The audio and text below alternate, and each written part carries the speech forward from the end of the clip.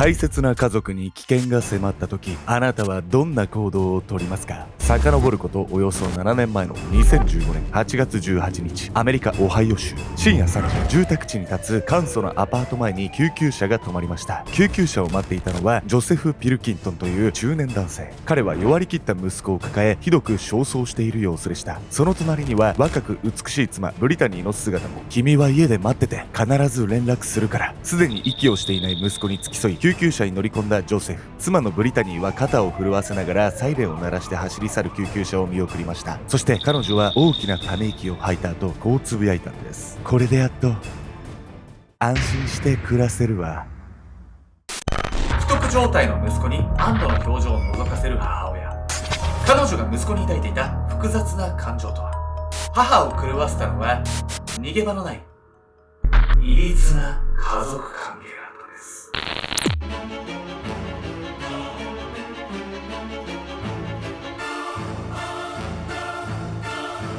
おそす、誰かボカロ P になる方法を教えてくれよ。ケンちゃんです。私がボカロになります。本日ご紹介するのはアメリカのある家庭で起こった連続殺人事件なんです。この家庭ではなんと生後3ヶ月から4歳までの子供が次々に亡くなっていくという非常に恐ろしい事件が起こっていたんです。そんな小さい子供たちが、小さいってね。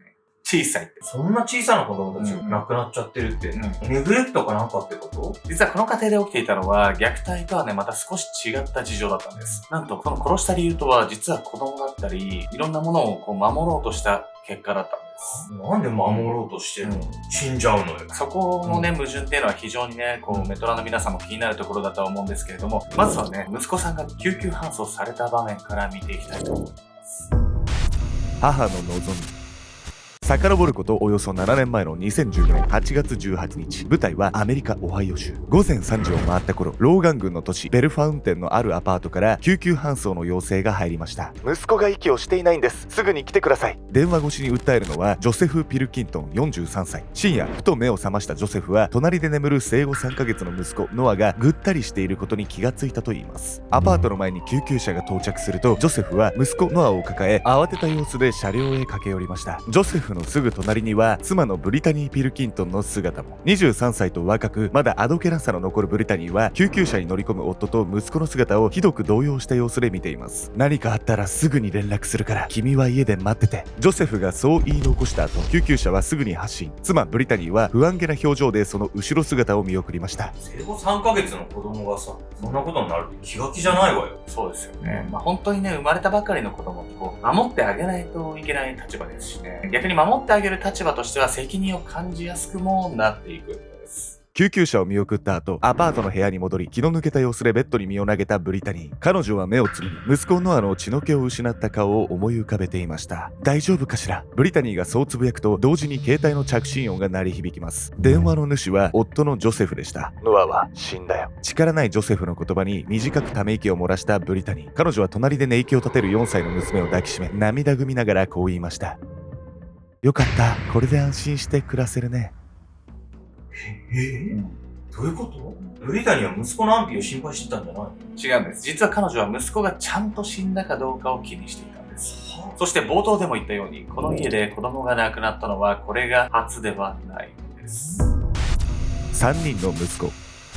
ピルキントン夫妻の間には生後3ヶ月で亡くなった息子ノアと4歳の娘ヘイリーの他にも2人の息子がいました。2014年7月、それは父ジョセフが仕事から帰宅した時のこと。ただいま、ニールはもう寝てるのかな？そう言いながら生後3ヶ月の次男ニールの様子を見にベビーベッドへ近づいたジョセフ。次の瞬間、彼は血相を変えて叫びます。大変だ、ニールが！この時、次男ニールはすでに息をしていませんでした。その後ニールは救急搬送されるも、そのまま亡くなってしまったんです。さらにその4ヶ月後には4歳の長男ギャビンも全く同じ状況で死亡。このように三男のノアが亡くなる以前にも、この家では短期間で2人も息子が亡くなっていたんです。もしかしてこれってさ、全部母親のせいなわけ？警察何もおかしいと思わなかったの？警察もね、不審には思っていたんですけど、犯行のね、裏付けがね、まだなかったんです。二人の息子が立て続けに亡くなってしまう異常事態を受け、警察は一定期間を設け夫妻を監視調査することに。その間、4歳の娘ヘイリーと生まれたばかりの三男ノアは児童養護施設に預けられることになりました。警察が注目したのはまず夫妻がお互いどのように接しているかでした。夫のジョセフは妻ブリタニーよりも20歳も年上。一家の主導権はジョセフが握っており、物静かなブリタニーは彼に頼り切っているような印象でした。近隣の住民から得られた情報はほとんど仲のいい家族ってことくらいですね。DV の線もないか。夫婦関係は良好に見えるものの、妻ブリタニーはいつもどこかおどおどしており、警察はその態度に引っかかるものを覚えていたんです。しかし周辺住民にくまなく聞き込みに行っても不審な点は一切見当たらず、結局調査開始から3ヶ月後、夫妻が問題なしとみなされたため、娘ヘイリーと息子ノアは自宅へ戻されることになります。ママ、児童養護施設へ迎えに来た母ブリタニーの姿を見るなり、職員の手を振り払い一目散に彼女へ駆け寄った娘ヘイリー。母ブリタニーは長く会えずにいた娘のことを強く抱きしめました。ごめんね、ごめんね。涙を浮かべながら何度となくそうつぶやくブリタニー。三男ノアが亡くなったのはそれからわずか1週間後のことでした。いやいや、ブリタニーはすごく子供大事にしてんじゃないのよ。本当にね、意味がわからないですよ。いやですがね、こう息子をね、殺したこと以外にもブリタニーに対してね、違和感を感じるところなかったですかね。おどおどしてるとかってそういう態度ってこと？実はその振る舞い、彼女が抱えていたある事情が関係していたのです。蝕まれる母。息子さんを3人も亡くされてお辛いでしょうが、あなたが知っていることを全て話してくれませんか。そう言い放った警察官の向かいに座っているのは亡くなった息子たちの母ブリタニー。彼女は小さく体を縮め、いつにも増して不安げな表情を覗かせていました。そして声を震わせながらこう言ったんです。息子たちを殺したのは私です。実は警察はブリタニーが抱えていたある事情から彼女が子供たちの死に関係しているのではと睨んでいたんです。その事情とは鉛中毒。鉛中毒？そうなんです。あまりね、聞き慣れないとは思うんですけど、今ね、画面の向こうにいるそこのあなたも実はかかってしまう可能性がないとも言い切れない病気なんですね。というわけで本日のメトラキーワード、鉛中毒について。鉛中毒とは空気中に飛び散った鉛を吸い込む、鉛に触れた手を舐めるといった行為を原因とする中毒症状のこと。これらの行為で体内に蓄積された鉛は脳や神経系統、腎臓や肝臓をはじめとする内臓など体の様々な部分に影響を与えるんです。特に子供の神経系統は発達途中で損傷に弱く、鉛の影響で知的障害、発達退行などの症状を引き起こすことがあるんです。鉛は防腐効果が高い上に加工しやすいため、昔から様々な用途で使われてきました。現在は代替品の開発が進められているんですが、車載用バッテリーや建築材料など未だに使用されている例は多く、鉛中毒の発症リスクはごく身近に潜んでいるんです。ブリタニーは幼少期に鉛中毒を発症しており、発達に遅れが見られていました。警察が夫妻を調査した際に違和感を覚えた彼女のおどおどした態度も鉛中毒の影響によるものだったんです。この症状からブリタニーは正常に物事を判断できない状態にありました。そして次のような状況から犯行に及んでしまうんです。とてもいい子ね。ぐっすりとおやすみなさい。ブリタニーは生後3ヶ月の息子ノアをベビーベッドに寝かしつけた。優しく撫でられ、心地よさそうに眠りにつくノア。そうやって寝息を立て始めた息子を見下ろしていたブリタニーは、なぜか思い詰めた表情をしていた。いつの間にかこんなに大きくなって、生まれたばかりの時はただ泣いているだけだったのに、最近は私のことを目で追うようになってきた。そう思いを巡らせながら、ブリタニーはついさっき、息子をあやしている時に掴まれた頬を押さえる。力もどんどん強くなって、やっぱりダメみたいね。ブリタニーはそばにあるブランケットを手繰り寄せた。あなたがいると私たちは不幸になるの。そう言うとブリタニーは息子ノアの顔にブランケットをかぶせる。そしてノアの手足が動かなくなるまで力を込めて押さえつけた。息子を殺害した後のブリタニーは掃除をしたり食事の準備をしたりと至っていつも通りに過ごしていたといいます。そうやって何も知らないふりをしながら夫のジョセフが息子が亡くなっていることに気がつくのを待っていたんです。ブリタニーはさ、息子が成長することを怖がってたみたいに感じてたんだけど、これも鉛中毒の影響ってこと？病気がね、助長させてしまったってこともあるんですけれども、実はね、これ息子の成長とね、関係しているんです。どういうことかというと、そこにはブリタニーの過去のトラウマと紐付けて考える必要があるんです。母が恐れたもの。取り調べが進むうち、ブリタニーは息子たちを殺害したことについて次のような供述を始めました。息子たちを殺したのは娘のヘイリーを守るためです。ブリタニーは続けて言います。男は女に乱暴するものでしょ。成長した息子たちが娘に乱暴しないか不安だったんです。だって私も。ブリタニーは視線を迷わせながら自身の過去を語り始めました。2001年8月、狭いアパートの一室で9歳のブリタニーは布団に包まり耳を塞いでいました。おいおい、子供のそばでいいのかよ。ああ、気にしないで、あの子ね、小さい時に鉛中毒になってから頭がぼんやりしてるからさ。ブリタニーの母親はいつも狭い部屋に恋人を招き入れ、娘の目の前であることも構わずに性行為に及んでいたんです。子供の前で何やってんの？いくら鉛中毒だからってさ、何が変かはわかるでしょ。そうですよね。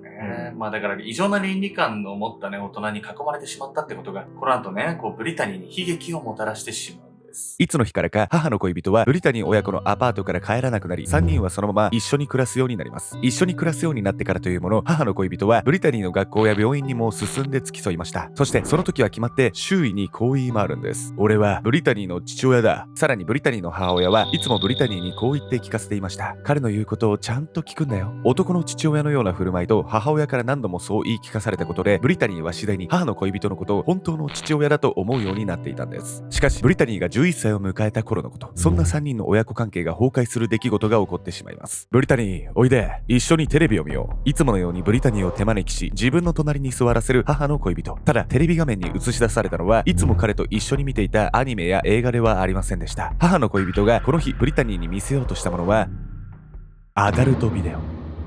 ブリタニーは見てはいけないものを見ている気がして何度も目をそらします。しかしその度に母の恋人はブリタニーにこう言いました。大丈夫。これはみんなしていることだからね。もっとよく見てごらん。なんでそんな子供がさ、多感な時期にそんなもん見せんのよ。本当にめちゃめちゃ嫌な話なんですけど、この後ビデオを見せるだけじゃ終わらないんです。二人でビデオを見ているうちに興奮した母の恋人はブリタニーに手を伸ばし、彼女の体をまさぐり始めるんです。そしてブリタニーが拒もうとすると、男は先ほどと同じようにこう言うんです。だからこれはみんなしていることなんだ。大丈夫さ。ブリタニーはそこから抵抗することもできず、されるがまま母の恋人に侵されてしまいます。この日を境に男からの性的暴行はブリタニーにとって日常的なものとなっていきました。そんな二人の様子を見ても母親は何も言わず、それから6年後、17歳になった頃、ついにブリタニーは母の恋人の子供を妊娠してしまうんです。ブリタニーはやむを得ず母の恋人だったその男と結婚することになりました。その男の名前はそうジョセフ・ピルキントン。ちょっと待ってよ。ジョセフってさ、ブリタニーの夫って母親の元恋人だったの？そうなんです。私がブリタニーだったとしてさ、感情の持ってき方とかわかんないけど、ジョセフ自身は結婚したら何でもやりゃいいって許されるって思ってんじゃないの？結婚したからね、勘違いしてる可能性はね、ありますよね。これはみんなしていることだからね。ジョセフのその言葉はブリタニーの心にトラウマとしてしっかり染みついていました。さらに娘のヘイリーより息子たちばかりを可愛がるジョセフを前に、ブリタニーの不安はみるみる膨れ上がっていきます。この子たちはきっと父親と同じような大人になっていくんだ。過去と未来、自分と娘、父と息子、幾重にも交錯する負の感情はブリタニーの心の中で渦巻き、ついには取り返しのつかない犯行へと彼女を導いてしまったんです。最終的に息子3人を殺害したブリタニーには37年の懲役刑が言い渡されました。さらにブリタニーが逮捕されてから1ヶ月後の2015年9月、もう一人逮捕された人物がいます。それは夫ジョセフでした。かつて未成年だったブリタニーに対して性的暴行を行っていたことが罪として認められたんです。当然よ、これもうブリタニーだけのせいにさせないわよ、これ。そうなんです。結婚したからって言ってね、許されるわけではないんですよ、本当に。逮捕された後、ジョセフは今回の事件について次のように語りました。私は妻も子供たちも平等に愛していました。なぜこんなことになってしまったのか。これは私にとって一生乗り越えることができない悪夢です。あなたはこの言葉を聞いて一体どう思いましたか？